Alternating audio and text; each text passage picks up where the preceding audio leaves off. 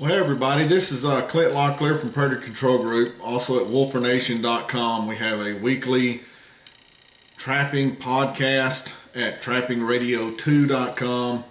And, you know, we do lures and baits and DVDs and stuff like that. But what I'm doing is starting, I think this is it's going to be a good thing. And what it is, it's going to be trapping questions with Clint. And I get so many emails, and a lot of them are repetitive or around the same thing. So what I'm going to start doing is I'm going to stack some of these up, and periodically through using YouTube, so this information can get out, because obviously it's something that a lot of people are asking for. If you send me an email, I'm never going to use your name. I'm not going to do anything like that. I'm never going to reveal any personal information. But if you've got a trapping question, you send it to me. Just be on notice that you may see it on YouTube, because if it's something that I get pretty regular or in a format similar to that, it's something that needs to be out there. So especially new guys into trapping, or people that have questions, they don't know who to ask. Not that I know everything by any stretch of the imagination, but if I can help somebody, I'm glad to do that. So we're going to start it with this today. So the first one we're going to talk about, actually this is the second part, a two-part email, and I've already answered one to him directly. And but I'm going to read it too, because it's probably something a lot of new trappers have thought about. And then the second question. The first question I got was Mr. Locklear is wondering if it's okay to keep your baits and lures in the same container, or will it smell transfer to each other?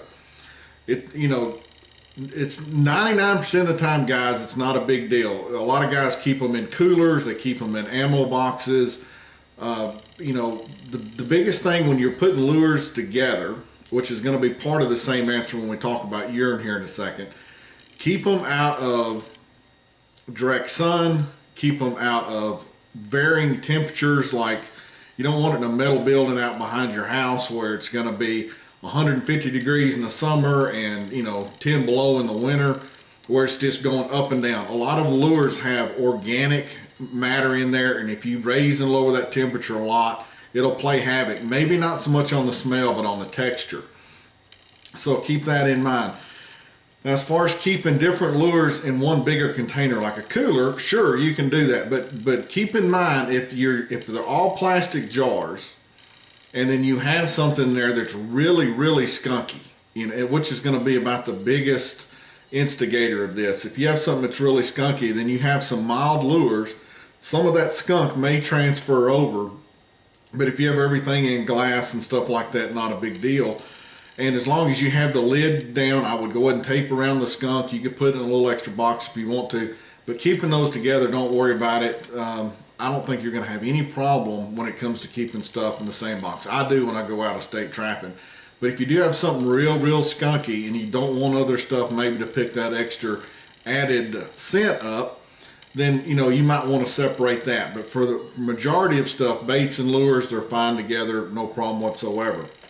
The second part of this email he just sent me is, how long does cow urine stay good and to use?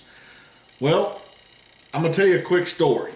When I got back from Alaska, I was building up my trap inventory for the lower 48, and there was an older gentleman outside of Atlanta that claimed to have all these 330s and footholds and lure and stuff like that. So I hop in the car, I drive into Atlanta. He's one of these guys that actually had guys working for him back in the original firm boom during the late 70s and 80s. And he had an inventory. I came back with everything I could fit on my pickup truck. But he had an interesting 55-gallon drum with a plastic liner in it that was urine that was from 1987. And this would have been probably 1995, 96, something like that. So you're talking several years there. He called it lure, but it was just urine. Urine will last as long as you protect it from the two big enemies that you have with organic matter in lures and baits. Excuse me. That's direct ultraviolet sunlight. That's why all of my lures and baits come in plastic black bottles.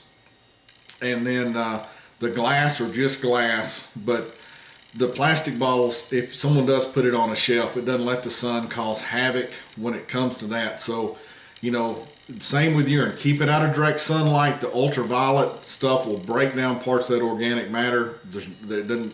Not quality of urine, it's just organic matter.